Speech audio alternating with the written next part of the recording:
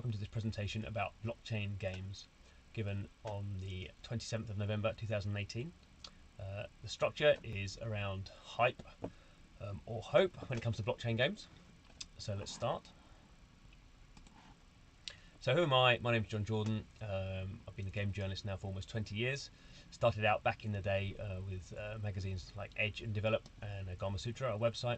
And these are very much focused on developers. So I spent a lot of time talking to developers about how they made games, why they made games, looking at the technology they used, a lot of talk of middleware back in those days.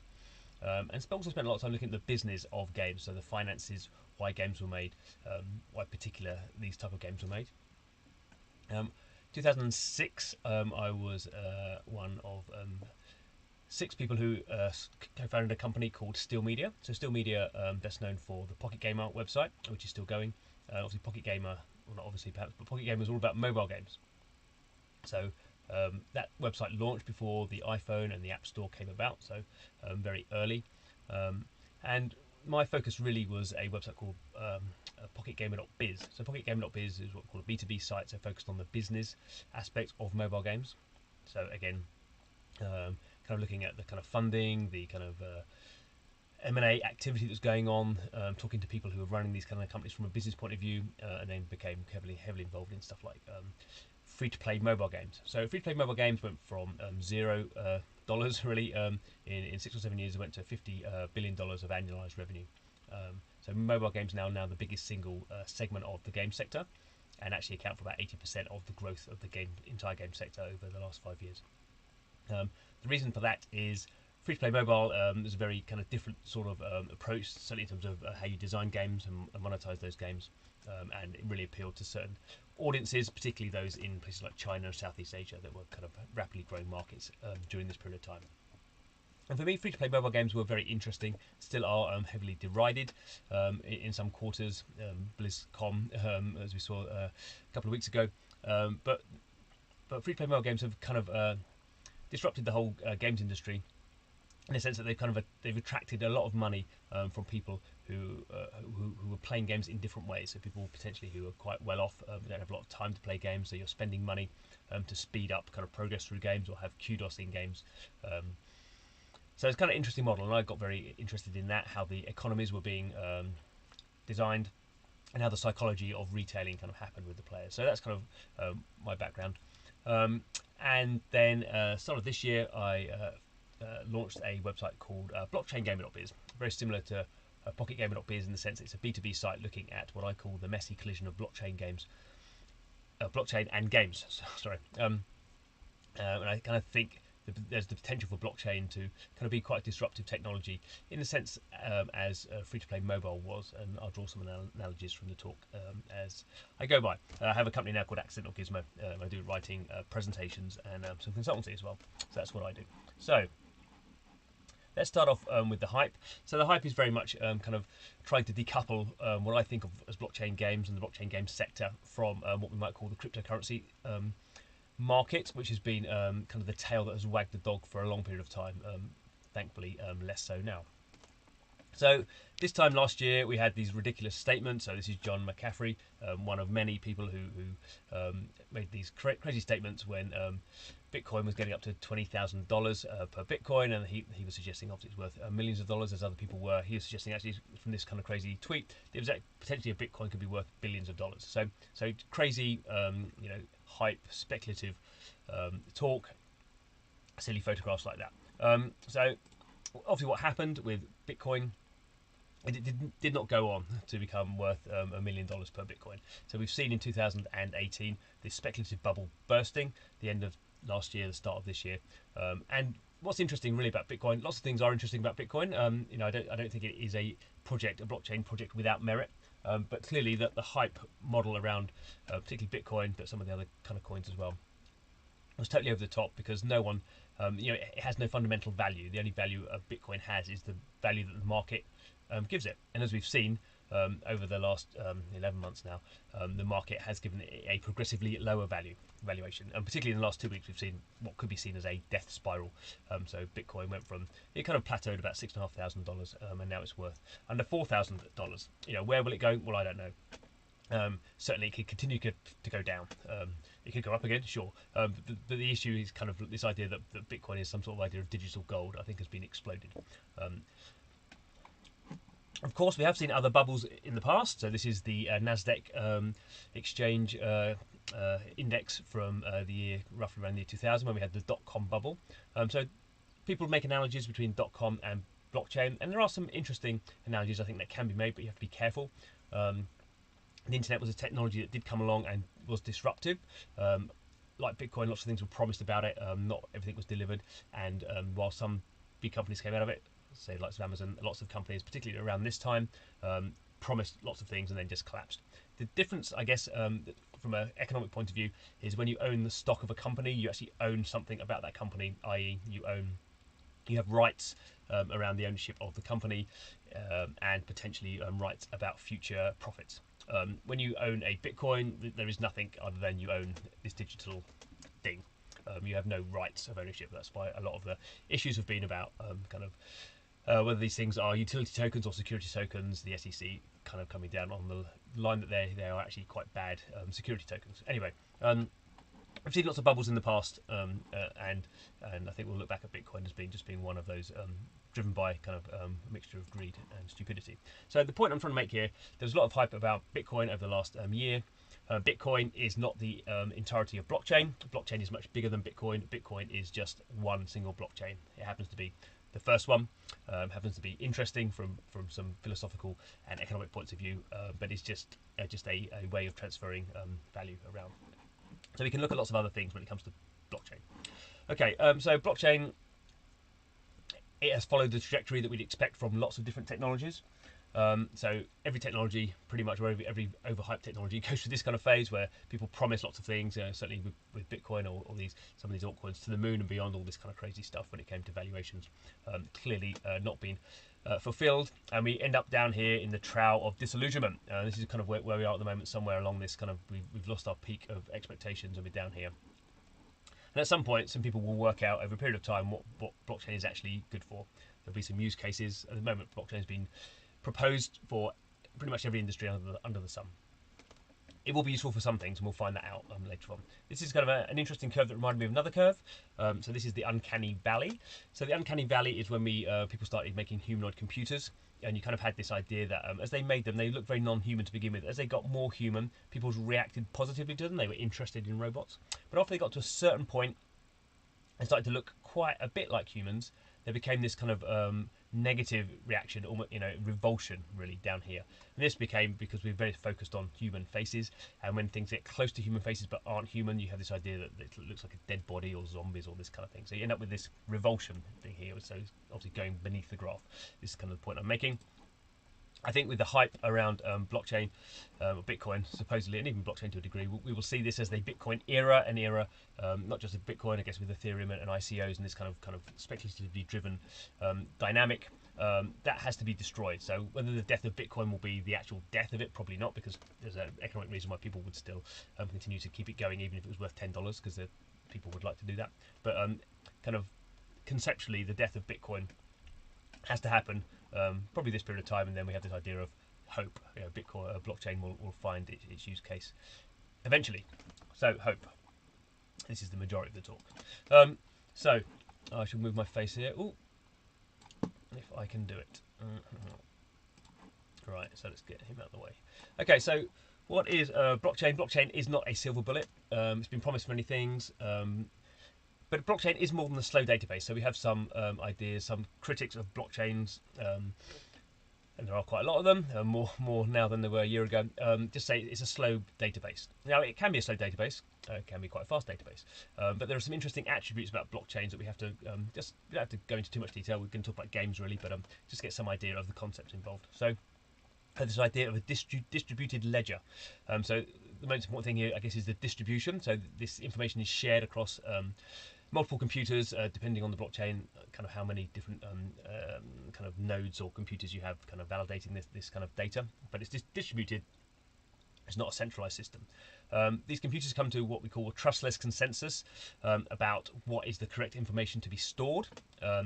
This is interesting. The consensus happens even if, and designed amongst computers which don't trust themselves. So some of the computers could be designed to kind of take over the system.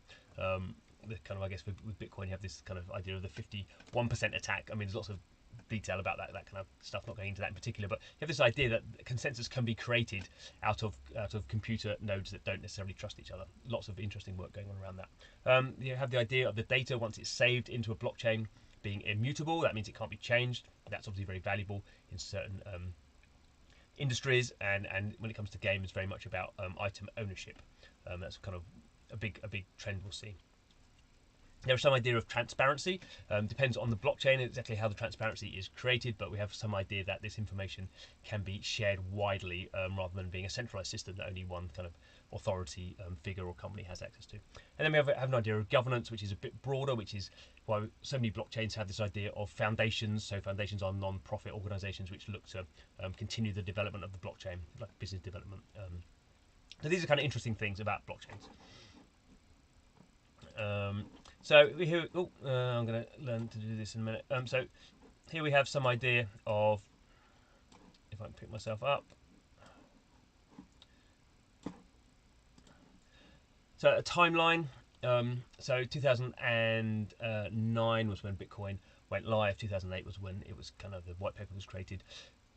Further down the line we have Ethereum. So Ethereum it's very similar to Bitcoin in a way. It's a proof of work blockchain. What was interesting with Ethereum is you could run small bits of code on top. So we have the idea of smart contracts, and we have the idea of distributed apps, particularly appropriate for games. We also have the idea with Ethereum that it is a valuable kind of mechanic for raising money. So we have this idea of ICOs. So really for 2017 into early 2018, lots of blockchain projects were raising money on the basis of very little actually, but on the basis of the value of Ethereum in particular or Bitcoin was going up. And people had the idea they could speculate their way to make even more money. And so you have thousands of blockchain projects being started off, and most of these are based on Ethereum, and their tokens are what we call ERC20 tokens. So that's a standard for Ethereum, and now lots of people do trading around those tokens, or probably not so much now. So we can see that. I think we'll look back at that as being a certain type of history of blockchain, but things are moving on quickly. 2018, we now have these other blockchains, a bit more interesting, a bit faster, more scalable. Obviously, as we all know, with games on Ethereum, it's problematic. Slow block. There's gas fees, and just not very scalable if you're going to have more than a few thousand people using the project. Excuse me. So now we have EOS, very different philosophy, much quicker. Thousands, tens of thousands of transactions can be carried on that. Still issues with EOS, although it is already being used by quite a few game projects that we'll mention as we go on.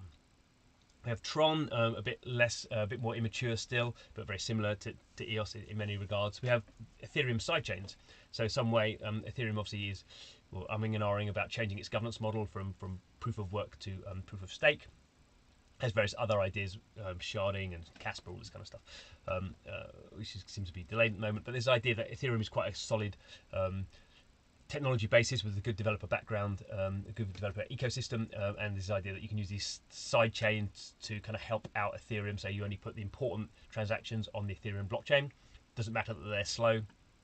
You want full kind of decentralization and security for those. But other things, say your gameplay or some other kind of less important transactions, you could run those on a side chain which is less decentralized and thus more scalable, faster. So we have things like Loom, Zilliqa, Tenfold, POA network.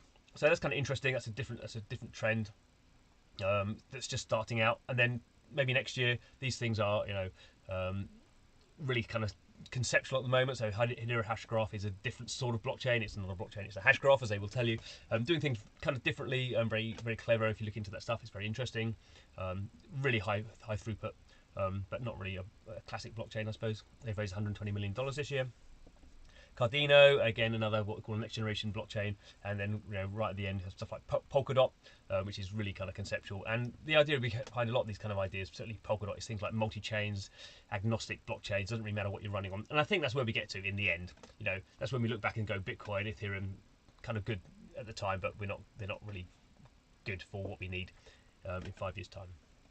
And that's kind of how the internet worked, really. How the internet came along, there was lots of kind of custom proprietary systems, and in the end there became some sort of standard system that everyone worked around. And we have this kind of, get it right this time, So, but why does it need a blockchain? So you have to have a Dilbot cartoon if we're doing a technology presentation. So there we go. You know, and basically for a lot of time around this hype moment, particularly for cryptocurrency, we've had people just shouting blockchain, blockchain, blockchain, and people have said they are a philosopher and a technologist, and they've said sidechain. So we're trying to move beyond that.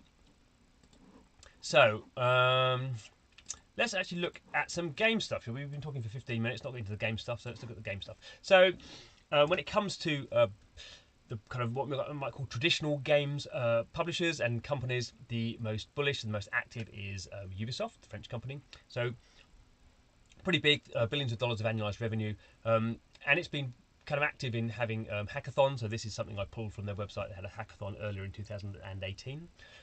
Should point out that a lot of the enthusiasm comes from its CEO, Yves Guillemot. There's actually not a lot of people, publicly at least, working in Ubisoft on blockchain. There are about 10 people. They have made a game, which we'll look at in a minute, that was made by 3 people. So it's very early stages for Ubisoft at the moment, but they are supporting the scene, which is kind of interesting. So why blockchain? Well, this is kind of 4, if I can count, four things that Ubisoft suggests blockchain might be useful for. So we've had this idea of tokens. We've spoken a little bit about the hype around Bitcoin, but all blockchains have a token, which is effectively a way of storing value. Can be financial value, can be non-financial value. I think this non-financial value is potentially more important, but an aspect of most blockchains is you can sell the tokens for real money. That's kind of where all the speculation has come from in the past. So that's interesting, and that's kind of given, I suppose. You have this idea, gameplay. Blockchain has its own ways of playing. So new types of games, thanks to the property of a blockchain. Definitely agree on that one. Obviously, you don't want to make Call of Duty on a blockchain. You know, it's meaningless. It would destroy the game. You know, Red Dead Redemption 2 on the blockchain. Why? I mean, it's a great game. Why would you want to add a blockchain to it? It's nonsensical. So we have to come up with kind of new game types, I think. A big aspect of this is kind of interoperability, so horrible kind of conceptual word. The idea is you can take items from one game to another. What's in this game doesn't necessarily stay in that game. That could be important for a company like Ubisoft that could kind of use a sequel to a blockchain game and say, well, these items that you used in the old game that you spent money on, you can bring them into the new game. That's quite important for retention, quite good for kind of making sure your sequel is a hit and people are kind of playing it. But it could be, and will be, people supporting items from other people's games. So not impossible, it will happen. I'm sure that a game from EA will support an item from Ubisoft at some point, maybe 10 years' time. This kind of stuff will happen because it will make sense for everyone. Companies will build the economic models to make that work. More interesting, I think, than item ownership in the long run. Item ownership is where we are at the moment. This idea of empowerment. So the whole point of a decentralized network, no matter how decentralized it is, there's different levels of decentralization. We'll look at that. You have this idea, the community runs stuff. The game developer doesn't run the stuff anymore. The game developer is not running the servers. Other people are running the servers. The game continues no matter what. If the developer stops development on it, maybe the community starts development on it. If the community doesn't like what the developer's doing, the community could fork the code and just create their own game and take it away from the developer. Obviously, the developer might still have ways of monetizing that if they built smart contracts into it. Won't go into that detail, but it's interesting. This is a different kind of a model from the game developer owning everything and being in charge of everything. This is much more consensual. And got a few quotes on that. So this is the game that Ubisoft did. This is called Hashcraft. So very small. It's a prototype. Very small project. Very small time frame. Not publicly available. Potentially maybe in the future. But this is a kind of island-based game where you kind of it's actually quite interesting in the sense that it's a PC-based game. If you're going to play it, you have to download the client, which is actually running the game node. So it is actually a very decentralized game. There are tokens involved, but you download the game, you create one of these, or one of these islands is procedurally created for you. You then enter the game and then own that, and you set up challenges within the game, kind of like kind of running kind of movement challenges. You can do some crafting as well, I think. But basically, you create challenges in that item, in that that island that you own, and other players come in and try and beat those challenges. They may be on a leaderboard. They may get rewards for that.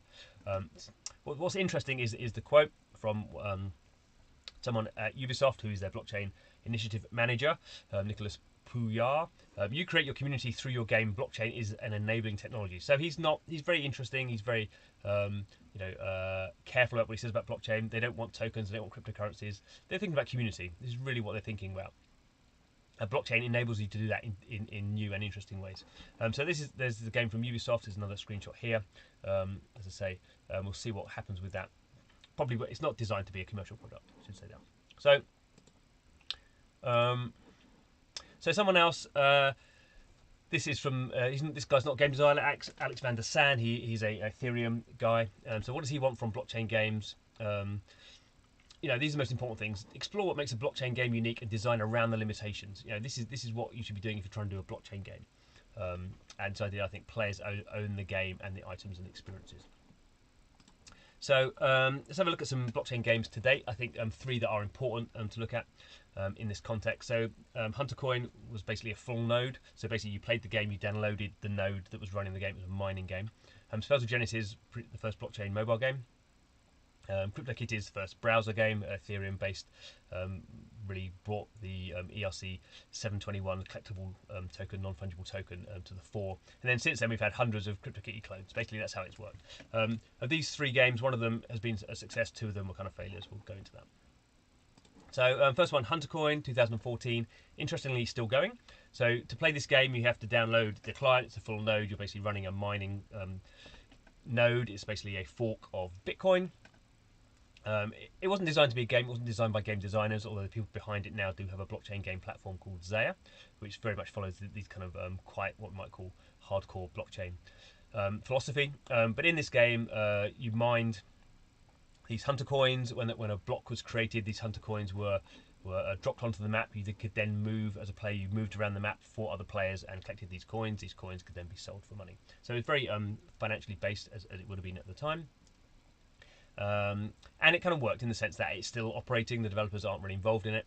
People just run the nodes for their own benefit. What's the benefit? Well, the benefit is, if you take a top-down thing, is you can go and collect all these coins, and these coins are worth money. I think it's $2 at the moment per hunter coin. And people worked out, because the game was so simple, you could bot it very easily. So a couple of people built these massive bot armies, and they were generating thousands of dollars of revenue a day at its peak. Not anymore, but you can still make money playing this game. I mean, you have to have a bot army, but so an interesting kind of failure, but it showed many of the aspects of blockchain that works, but kind of showed this kind of what I call messy collision with blockchain and games. So you can't just take a blockchain concept and make a game around it. That's not a very good game, not a very enjoyable game. A kind of similar approach, a similar aspect, a similar outcome really, was Spells of Genesis. So Spells of Genesis is a mobile game, 2017. We can see the gameplay here. Well, you can't see, but the gameplay here is you have these cards. So it's a card collection meta game. You have these cards, and then you fire up these spells, and you have to destroy these enemies here. You get resources, and you level up. You get more cards, and you fuse them together, level them up. So the gameplay is nothing to do with blockchain. The blockchain comes along with the item ownership. So if you level up your cards to a specific level, you can then blockchainize them. Horrible word. You have to spend money to do that, so not many people do it. You have to also play the game a lot. I mean, I really mean a lot in order to get them onto the blockchain. So it's not been very successful from that point of view. The other thing is the blockchain element, you need a separate wallet. So there's a wallet called Book of Orbs, or there's another one now called Casa Token, Casa Token. The problem here is you can actually have these blockchain items on here, but you see really there's no liquidity. No one's really buying and selling. So that's kind of the problem with a lot of these blockchain item-based projects, is do they have enough players to actually make this stuff liquid? So you can own something on the blockchain, you can own it immutably, you can have paid money to have created it, but does that relationship with it change if you can't then actually go and sell it? So it's not even like you spent $50 getting it and you can sell it for $25. It's like you spent $50 getting it and you can't sell it at all, but you own it. This is a big issue for blockchain games. So the one that has been successful, and the one that the more time I spend with it, the more interested I get in it, is CryptoKitties. So this is the CryptoKitty created when the millionth CryptoKitty was created. What was interesting about CryptoKitties is it's not really a game; it's a collectible experience. Has game elements to it. We'll go into that. But 93% of the CryptoKitties created have been created by users breeding them. So it's not like the developer has created loads of CryptoKitties. They've created some. But mainly this has come from the community. So this is the kind of something we were talking about before about community. CryptoKitties has community in spades, which is why it's the most successful blockchain game, assuming you think it's a game, which I do. So we can see all these different types of cats. They all come out. There's limited edition fancy cats. So Here we have some stats. These are a bit old now, actually, but so there's been you can just see there's a lot of activity. So unique kitties have been sold, total sales, and almost 50,000 ETH. Obviously, the price of ETH to dollars depends on when you look at the price of Ether. So $70 million was the peak, $5 million now, and we get some idea of kind of sale price. Most expensive one sold was $140,000 famously at the time. Not so much now, and obviously it wasn't the person who bought it had a lot of Ether, so it's kind of meaningless. But anyway, some data about the fact that CryptoKitties is quite an active game. About 70,000 people have played CryptoKitties or own a CryptoKitty. Most of them haven't done anything with it. These are my CryptoKitties. So you can see here, I started out with a pretty poor selection. If you know anything about CryptoKitties, I've got these Gen 6 ones, pretty cheap ones, so like, I don't know, probably tens of dollars.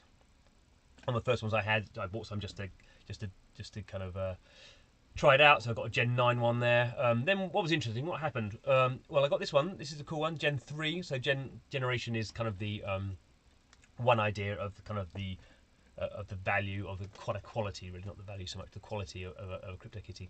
So Gen 3 one, that was interesting. And I got that one, I was just at a conference and I was talking to people for CryptoKitties, and the next day this just appeared in my wallet. So that was interesting. That was a kind of an interesting part of item ownership that you only get really from blockchain. I don't know who it came from, but it just arrived one day. That was interesting. Another interesting thing here, you can see up here, I've got my Gen 0 one. So I actually bought this. There's only 50,000 Gen 0 CryptoKitties. They're the ones that the developers create, and then all the other CryptoKitties after that have been created by users. So if I breed a Gen 0 with a Gen 4, the cat we create will have attributes of both, and it'll be a Gen 5. So basically that's why Gen 0s are kind of valuable from that point of view. And you can see actually this one here, Soft Top Williams III, I created, and he has this cattribute thing showing here. So I don't have to go into all the detail about it. You can't do a lot within it as a game, but the metagame is fascinating. So let's have a look at the metagame. Oh, this is the game. This is me breeding. This is me creating my somewhat surprised kitty. You just breed them together. Interesting, you have to spend money, so the developer gets a bit of money for you doing that. You have the gas fee. This is a problem. This is why Ethereum, people are coming away from Ethereum. Gas fees confuse people. We'll talk about a little about that kind of stuff. So now this is interesting. So this is the CryptoKitty deck. This is something created by the CryptoKitty community, not from the developer. And because blockchain is transparent, you can see here, this is the kitty, this is its number, this is when it was created, this is the number it got given. We can see its owner's wallet, we can see when it was born, we can see its generation, we can see all this stuff about the blockchain, how it was created. We can see its cattributes, so kind of an element of what's going on to make it as it is. We can see its gene, so someone has mapped the gene of the CryptoKitties. Why would you do that? Well, if you wanted to create a specific type of CryptoKitty, you might want to go and find one that has the gene that you want to try and breed for. We can see its parents, we can see it's never been sold. So this kind of stuff is open, this is transparent, and this is kind of crazy, the crazy level of detail that people will spend kind of researching CryptoKitties. And you can see here, you can do a gene search, so if you want to find a specific gene, you can go and put these in and do the pull downs and find the pattern. In this case, we're looking at the R3 pattern of the coat, and we can then go and find it, see if any of them are for sale. You know, this kind of stuff is incredibly detailed and is emergent from the community. This is the game. I mean, again, even saying a game kind of makes me second guess it, but this is the blockchain game with by far and away the biggest community, the most active community, and one that's proved itself over a year. Other interesting thing about CryptoKitties is, again, a kind of emergent ecosystem around it. So this is a game called Chain Monsters. So I was just playing this game because it uses MetaMask, which we'll talk about, which is basically like the wallet system which everyone uses for Ethereum-based dApps. I logged in and it says, oh, if you own a CryptoKitty, you can play a mini game in our game. So CryptoKitty has nothing to do with this game. This game's like a Pokemon type kind of collection game, but because I'm logging in using MetaMask, it can see what I've got. Obviously, that's the point of a transparent wallet. You can see what other items I've got, and it can go, oh, come and use your CryptoKitty, and we'll give you like a leg up, or we'll give you like a better, a mini game or a better feature. This is an idea of interoperability. Basically, what happened with CryptoKitties was because it was by far and away the most popular blockchain game. Lots of other games thought, how can we kind of attract those users who already have a CryptoKitty? Okay, let's do something special for them. Obviously, that's even better for the CryptoKitty developers, Dapper Labs as they are now, because that's adding all these games are now being added. This kind of game content is being added to what was for them just a collectible scenario. And this was happening. People weren't asking permission for Dapper Labs doing this; they were just doing it. Dapper Lab now have an open API, so people can integrate in it, so it makes it easier. And they have this thing called the Kittyverse. So this is very clever of them. They understand blockchain very, very well. They're not game designers. They're kind of coming at it from a different angle, but they understand blockchain very well. So they've created the Kittyverse, which is basically a way of supporting developers who want to use CryptoKitties directly, or parts of CryptoKitty kind of game into their own game. There are now over 40 games as part of the Kittyverse. Most of them are still in development. Here's a few that are live. So Kitty Race, you can bet on which kitty is the fastest. You can buy hats for your kitties. You can battle your kitties. I mean, you know, these are not surprising, innovative kind of companion games, but it is showing something very valuable about blockchain that you can't do in other games. That's the kind of point. This is interesting as well. So this is kind of this is from Dapper Labs. This is from the blog post the other day. What can I do with my CryptoKitty? So there was this kind of long-going debate about when you got a CryptoKitty, what did you get? Did you just get the kind of string of numbers, and did you get the art? Now they've made it very clear. They have a license, the non-fungible token license. So you do own the art. That's quite clear now. This is interesting. Now you can use the art to commercialize your own merchandise, providing that you are not earning more than $100,000 in revenue each year. Wow! What other game company basically gives you a sub license to commercialize something they've created? You know, this is why CryptoKitties is such a powerful kind of ecosystem. It has such a powerful community because they're empowering them to do this kind of stuff in real money. There is still issues with CryptoKitties. It's not a perfect scenario. There's still the issue. There's not very much liquidity in the market for common or garden kitties. You can't, if you don't have anything interesting in your DNA of your cat, you can't really sell it. You can't, the ones that are valuable are the ones that are hundreds of dollars even now. But it is by far and away the best example of a blockchain game at the moment.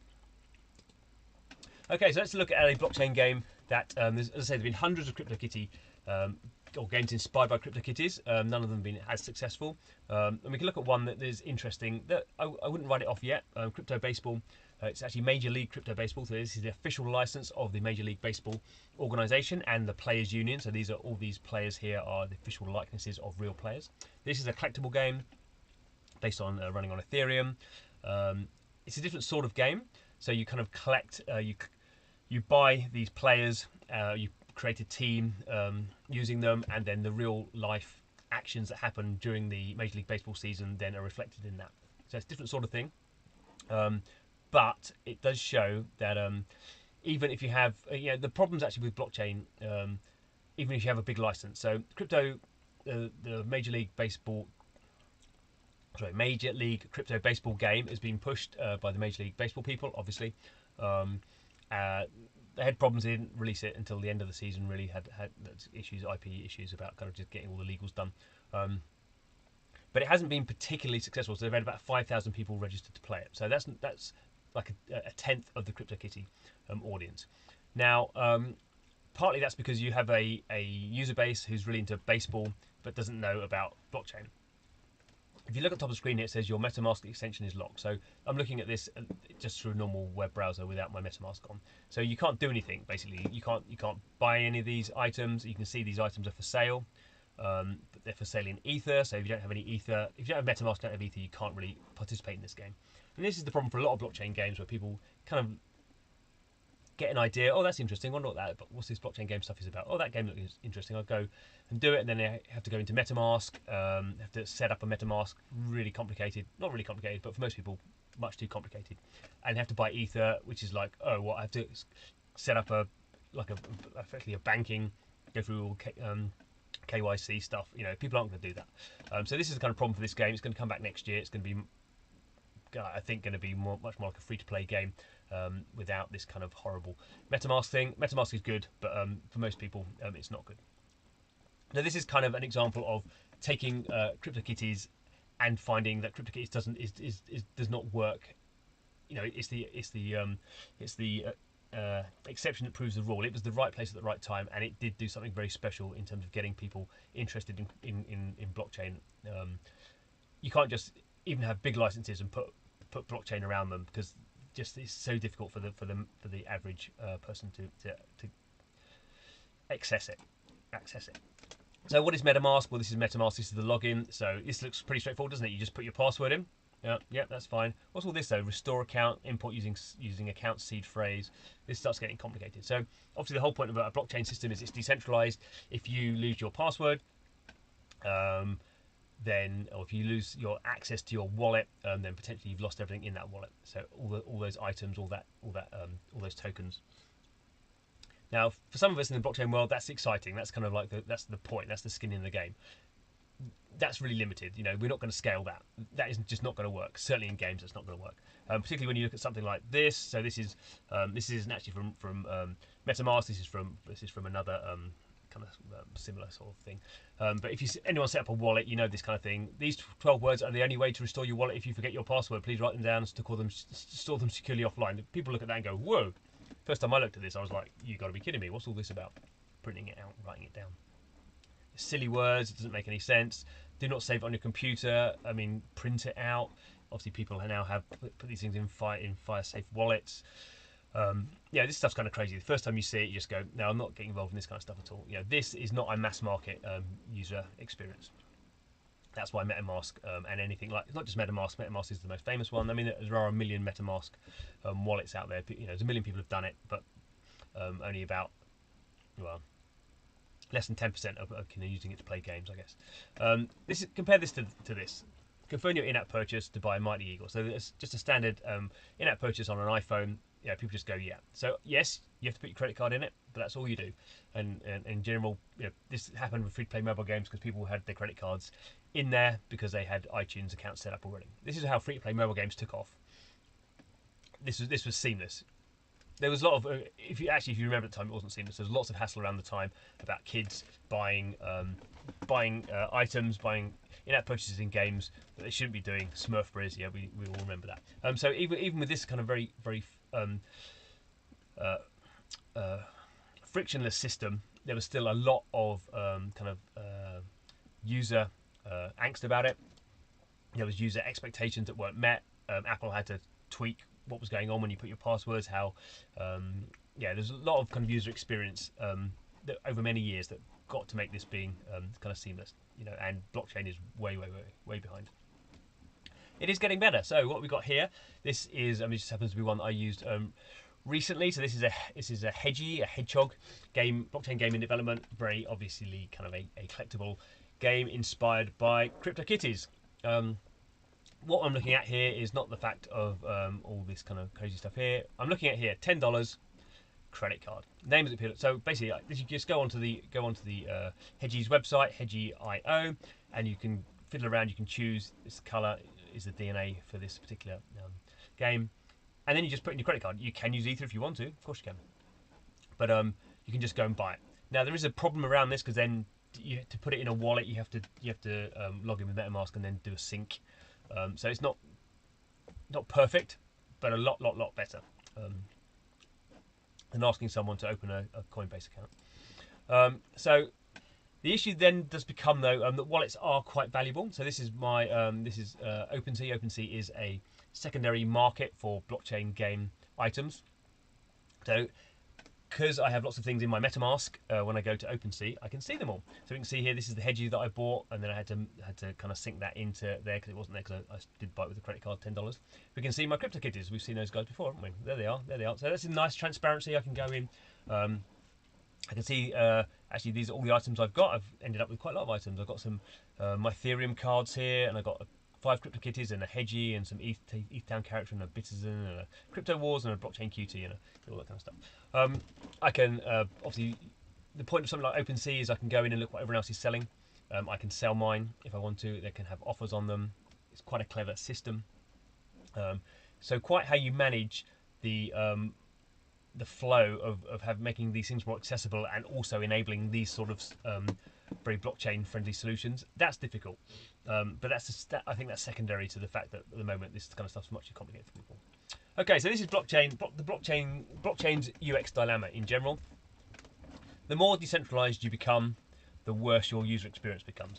If you're centralized, I mean, your user experience might be terrible if you're centralized, but you could be bad or could be very good. I think the more decentralized you get, the ability to have good user experience disappears.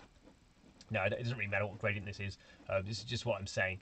In my experience, the more decentralized you become, you just never become mass market. So you need to actually become, you need to have, you could be a blockchain project, but you need to have quite a strong centralized element to that in terms of maybe login. Otherwise, the experience is so bad that no one ever uses your product. This is the dilemma that people are going to have to face up to over the next year. Because this is the addressable market dilemma. Whoops. Come back. Okay, so this is the addressable market dilemma. So this is again super simple. So as we get more decentralized, the amount of people we can address, the amount of audience you can have gets lower and lower. So how many people can download and run a Bitcoin node? Not many. I mean, obviously it's a company thing, so you have these big mining companies, but not many people do that. I don't think I could download an Ethereum node and start mining.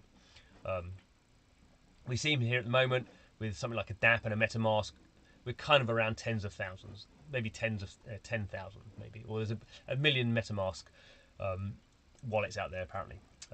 But we have this kind of limit here. Games in general, centralized games, we're seeing mobile games with millions of DAUs, and obviously in terms of people playing games, there's probably 2 million people playing games, mainly on mobile. So we have this big problem down here. Obviously this is a log scale. If it was not a log scale, it'd be you have tiny amounts down here. But this is a big problem. If we want to get into the millions, which is where blockchain games need to be, if it's going to become a substantial business, you need to be in this area here. I don't think it ever will be in billions, or certainly not for 20 years. But this is the kind of thing that I think the industry is not really facing up to. Because this is where we are. So this is dApps by DAU, by category. So this is just pulled from dApp Radar. So dApps are traditionally things running on Ethereum, distributed apps running on Ethereum, typically using MetaMask, which is why I've spent a bit of time with MetaMask. So we can see here, this is 2018. So 2017, games in green, CryptoKitties launches, and we have a big spike, never again seen. So over, what is that, getting on for probably 15,000 people, DAUs, playing CryptoKitties when it goes live, because everyone's like, wow, I'm going to make loads of money buying and selling CryptoKitties. Hasn't happened. Since then, we've had a few little spikes, over 6,500 DAUs here, but the majority of distributed apps are exchanges, so people buying and selling ERC20 tokens. Even that has dropped off a lot, as you'd expect, as 2018 has gone on, because token values have collapsed. A lot of gambling as well. So actually, if you look down here where we are now, actually, gambling and gaming is actually pretty similar. And actually, we do see in blockchain games at the moment a lot of not kind of gambling, but kind of gambling type elements. So being on a leaderboard, there's prize pots that are randomly given out, kind of gambling type things going on here. This is why I can say CryptoKitties is the height of blockchain games at the moment, because it's the only thing that has a big peak and nothing else has come to rival that peak, and CryptoKitties is still a very well supported game. This is not the trajectory of a industry that is fulfilling its audience's needs, or its audience doesn't even know they're there. This is the problem we have with UX. I point it out. So what could be happening? Well, this is where we are at the moment. Distributed apps, browser, MetaMask, 10,000 DAUs. I would point out DAUs I don't think are a good measure of what's going on with blockchain games. DAUs were created by the free-to-play mobile industry. Obviously, 97% of people who play free-to-play mobile games, me included, don't spend any money in them. But what those games are designed to do is make you come back every day with very strong daily retention mechanics. So DAUs are designed for free-to-play mobile games to have a look at the very large audiences they have. Blockchain games have very small audiences, so DAUs are a ridiculous measure. Excuse me. And most blockchain games, the vast majority at the moment, are not free-to-play; they are pay-to-play. So there's just very different mechanics going on here. But with DAUs are what we have at the moment, so let's stick with that. So potentially in a couple of years' time, I think PC driven complexity, item trading, that's definitely where stuff's going on at the moment. We could be up to this 100,000 DAUs. That's obviously, I'm just timing it by 10, going back to my logs. Yeah, we have to solve the UX problem here, and then we have this idea. I think when mobile comes in properly, mobile will fix this, because mobile guys just get accessibility. This could happen quicker. This could happen much quicker. There's a lot of mobile stuff going on at the moment, and when mobile comes in, there'll be 1 million DAUs. But the blockchain side of the blockchain games will be very, very decentralized for the vast majority of people. So again, probably for 97% of the people, they won't know they're on a blockchain. The game uses the blockchain. It'll just be within the app. So this will happen. Obviously we don't necessarily know. It wouldn't necessarily blockchain in 10 years' time will be a $50 billion industry like free-to-play mobile is at the moment. But we let's not pretend that we're not down here. We're down here. Okay. So this is a blockchain game sector map. A bit old now. I put it together in the summer. Needs to be totally redone, really. But the point of having a look at this is just to point out kind of some of the segments, what's going on. We've spoken a bit about games. We're going to talk a bit more about games.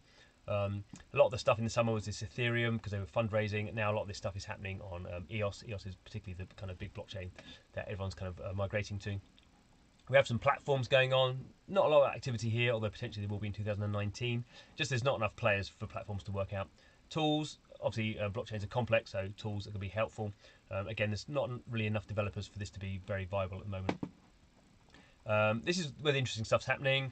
Marketplaces, we looked at OpenSea. Again, there's still not a lot of liquidity in the market, but you see that the liquidity best in these kind of secondary markets, I think. Wax we'll look at. Distribution, this is interesting. This is people particularly buying PC games, buying the key for a PC game, and then potentially selling that on. None of these are live at the moment. Selling that key on when they finish with the game. So potentially you have this kind of resell value going on here. That could be interesting. And we have some app stores here that are looking to basically use the advertising money that is spent to get people to download games that would currently go to Facebook or Google or Apple, and actually give that to gamers who can then spend that in the platform to buy in-app purchases. That's really important in places where you don't have access to credit cards. So some interesting stuff going on there. This is all very early stages. All this stuff, this is where the majority of stuff's happening. Community in esports, none of this is working at the moment, with the exception of Referrum, I think. There's a lot of money being raised, lots of stuff going on here. Just nothing is gaining any traction at all, in my opinion. Okay, so here's something that has lots of is gaining a lot of traction. So this is interesting. The mysterious world of Wax. So we looked at Wax.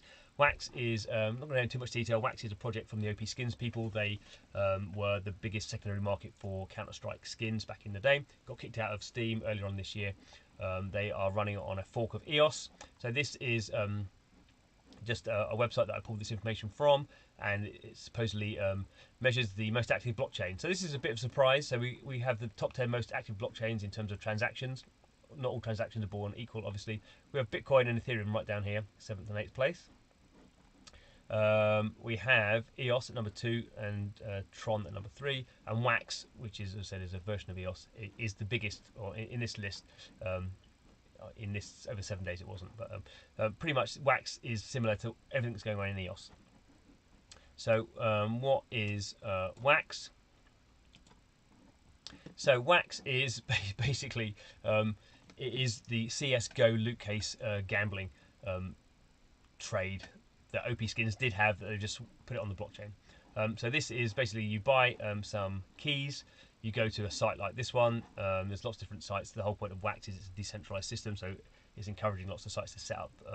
You basically get the source. You get the source code, and you just create the GUI around it. And then you basically buy these keys. You go and open these cases, and then down here you can see what people are opening these cases and getting these kind of fancy guns. You can't do anything with the guns yet. They're just purely aesthetic items. In fact, what you do is you can see here.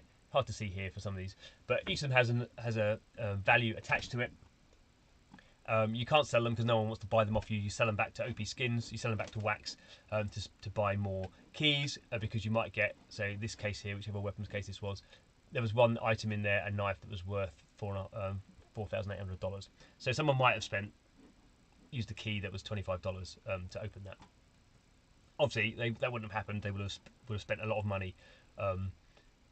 In order to open loads of boxes in order to get that. So it is a slot machine, one-armed bandit type thing. But it has a strong audience. So could you do that off the blockchain? Yes, you could actually. There are some elements that make it more interesting on the blockchain. You can definitely see what's going on with the Explorer app. But this doesn't have to be on the blockchain. And you could argue, this is kind of just taken a previous activity that wasn't on the blockchain and kind of transformed it onto the blockchain. But it is interesting that this kind of trading speculative element, still is quite strong. You can see here, still though not a lot. I mean, it's just on one website, so you have to be a bit careful. But 8,000 people have used this website. Doesn't quite say when. See the boxes they've opened, so 2,000 boxes opened today.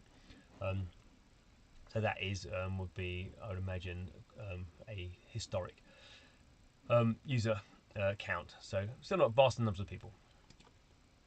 A bit more interesting for the future now. So Blizzard, some people who worked at Activision Blizzard called Mythical Games raised $16 million for an item-based blockchain gaming platform. What they're doing, the first game is this one called Blankos. Don't know anything about the game. Blankos Block Party, but these are the little characters. So again, collectibles are still seen as being very important. So why is that the case?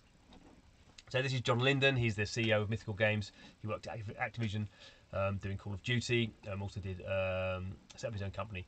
Did a game called what was it called? Marvel Strike Force, a free-to-play mobile game. Now CEO of Mythical Games. So he's saying he's very clear with his view on what blockchain games should be about. He says games aren't broken. Blockchain game is not going to save it, but gamers want a bigger stake in their games. So blockchain items give them ownership. So that's kind of what he's going for. We don't know what this game is, but you can kind of see this kind of vinyl style is very appealing.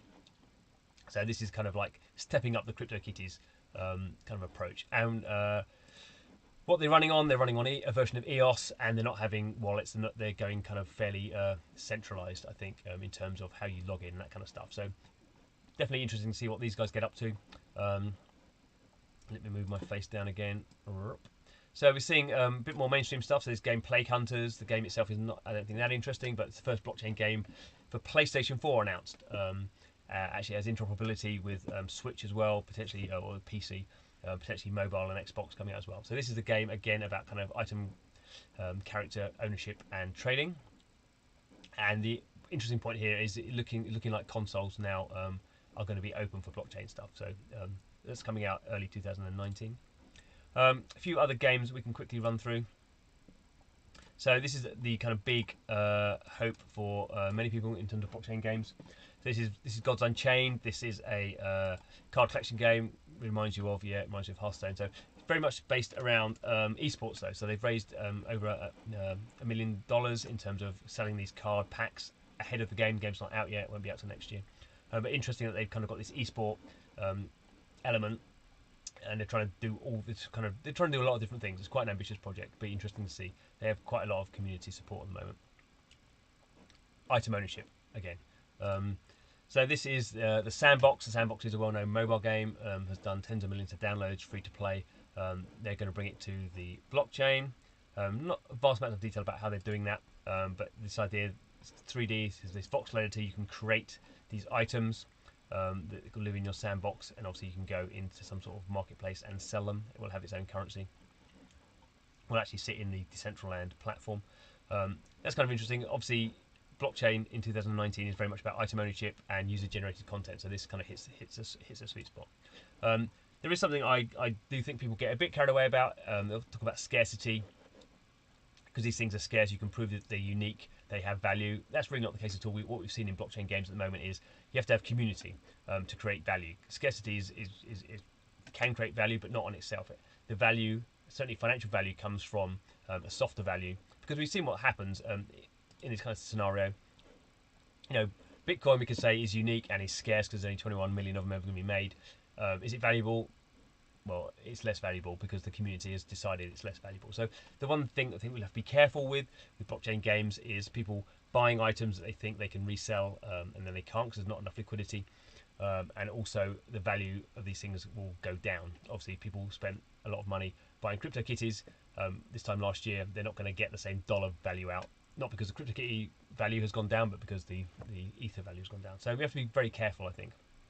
That's kind of secondary stuff to just getting users, though. So, good old Oscar Wilde had many interesting things to say. Put myself over there. So nowadays, people know the price of everything and the value of nothing. I think this is something that blockchain game developers, who tend to be inexperienced at the moment, really fall into. They know the price of their items in Ether. They don't know the value of them, and they don't know why they're pricing them at that. You know, they're pricing them at the value they think they can sell them at. If the price of Ether goes down against dollar, they don't really understand why should they change their pricing. They have very little idea. I mean, to be honest, no one has, apart from CryptoKitties, really, no one has a very good idea about the price and value. So I think we need to be careful about that. We need to think about what we're providing. But I do think in time, as free-to-play mobile games, free-to-play revolutionise mobile games, blockchain, there's a potential for blockchain and gaming to do that. It has to be gamer-led. You have to understand what the people want, and you have to make it accessible. You have to probably hide the blockchain elements of it. Lots of blockchain games now that are coming into development are saying we don't talk about the fact we're on blockchain. We're hiding that. If you want to find out about it, you can, but for most users, we're just trying to be a great game. You have to do more than that. You have to find this sweet spot. So there's value, soft value, and monetary value. You have to find something that works, because as soon as you are allowing people to spend money in the hope that they can then resell it for more money, you're changing the psychological dynamic of why people are spending money.